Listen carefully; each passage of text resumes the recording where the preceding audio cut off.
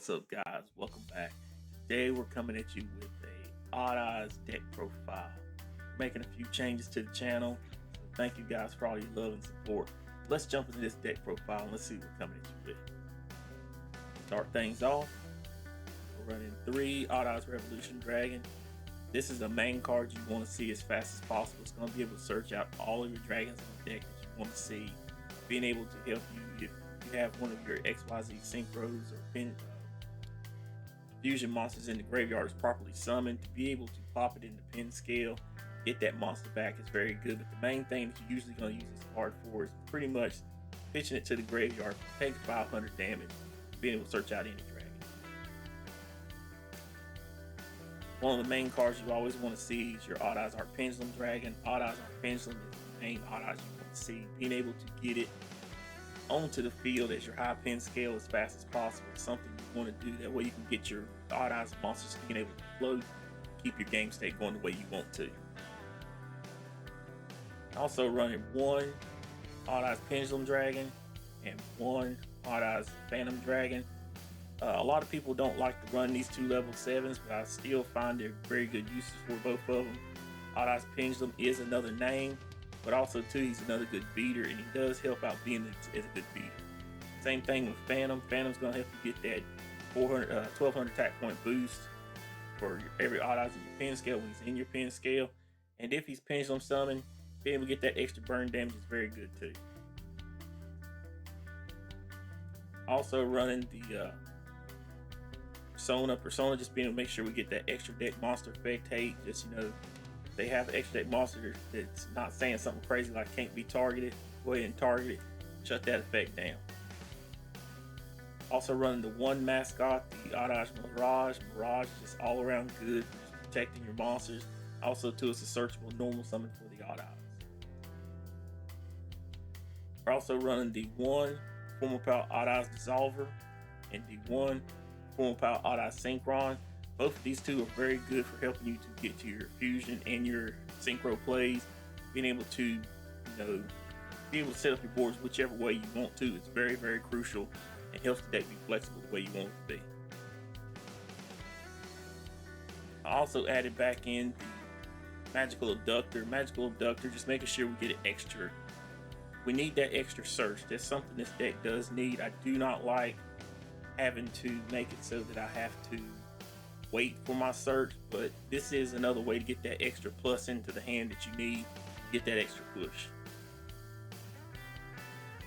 Also rocking still the 3 Chronograph and the 1 Time Gazer. This is something that I feel that, especially if you're running a pure build, you need to have Chronograph Sorcerer in it.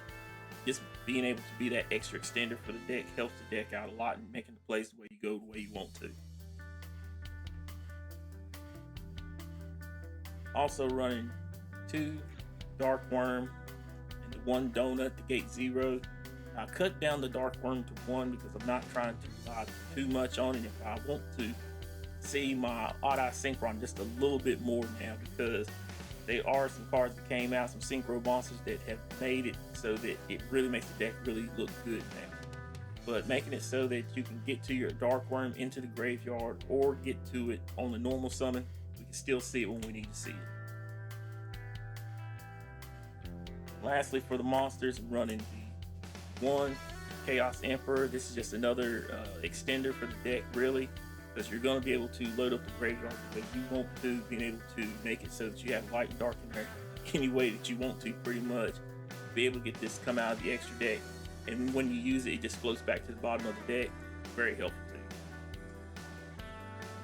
And that's it for the monsters. For our spell cards, I'm running the 1 Odd Eyes Fusion.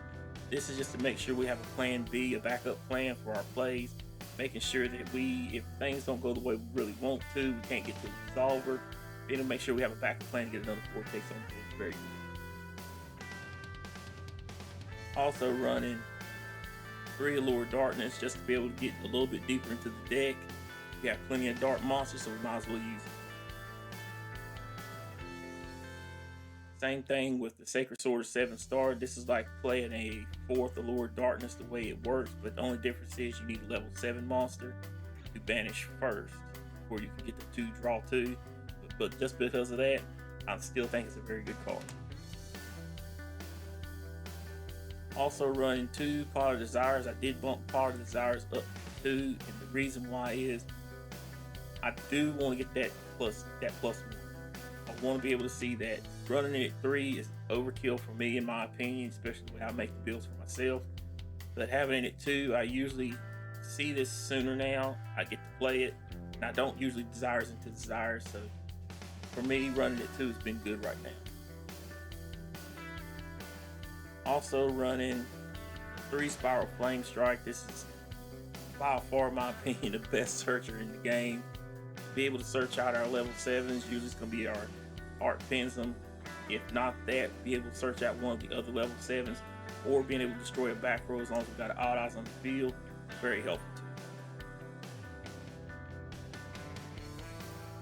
Also running 2 Summoner's Art. Like I said, I want to be able to get to my Art Pendulum as fast as possible.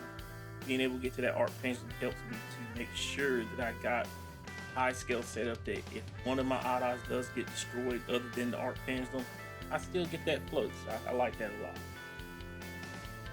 I'm running 1 Duelist Alliance. The only reason why I don't run more of this, you have plenty of ways to search out the Art Pendulum, but the main thing is the other ways I'm able to actually play straight out and not be hindered by having to have a pin scale set up before I activate this card. So having this at 1 is still good for this deck.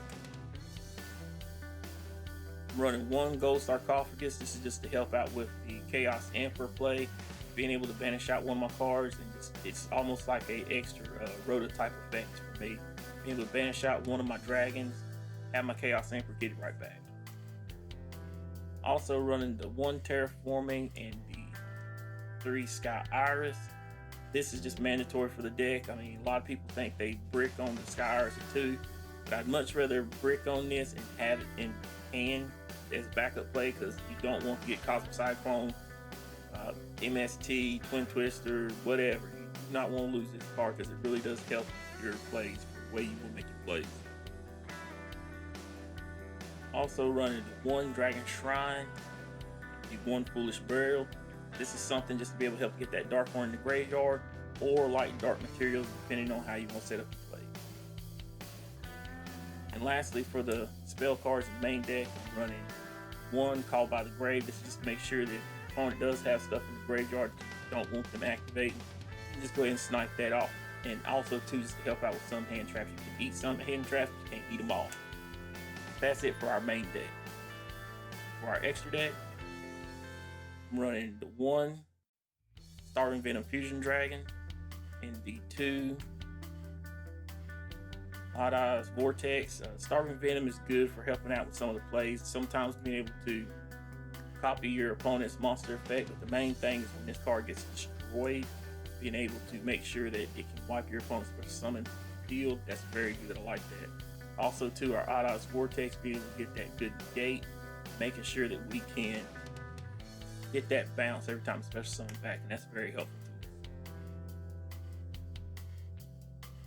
I'm also running the new Virtual World level 9 monster, Supreme King Dragon Clear Wing, a Odd Eyes Meteor Burst, and the Clear Wing Synchro Dragon.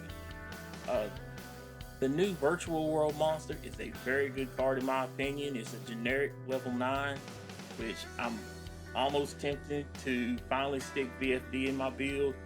That's something I really didn't want to do, because VFD really extending for the deck, depending on how you make the build.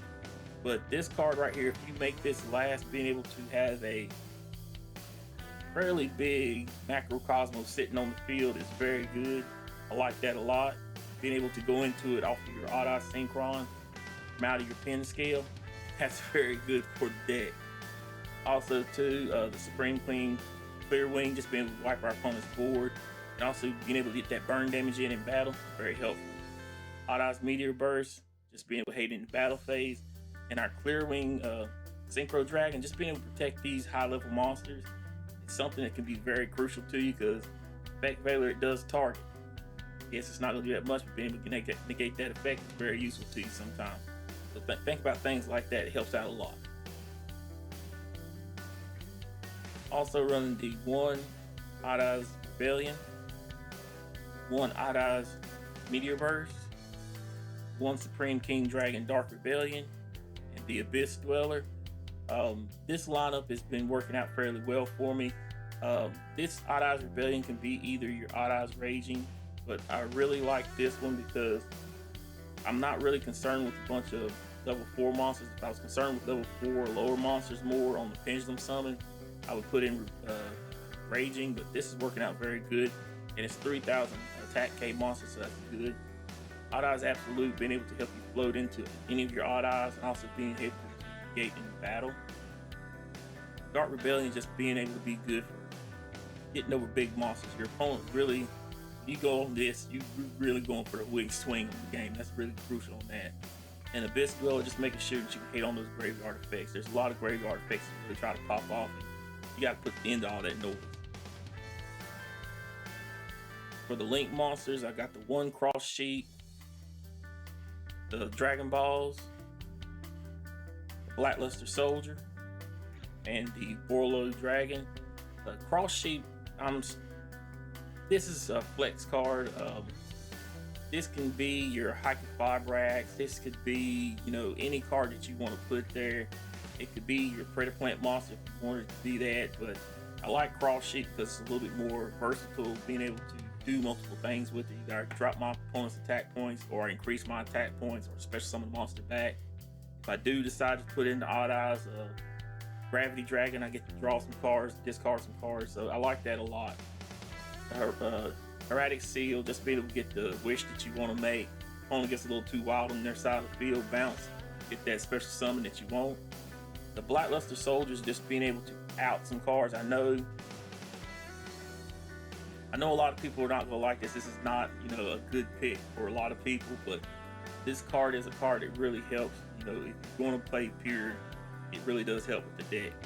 And Borlo Dragon, just being able to out a lot of different cards that you could run into. But that's it for the deck profile, guys. Let us know in the comment section below what you think.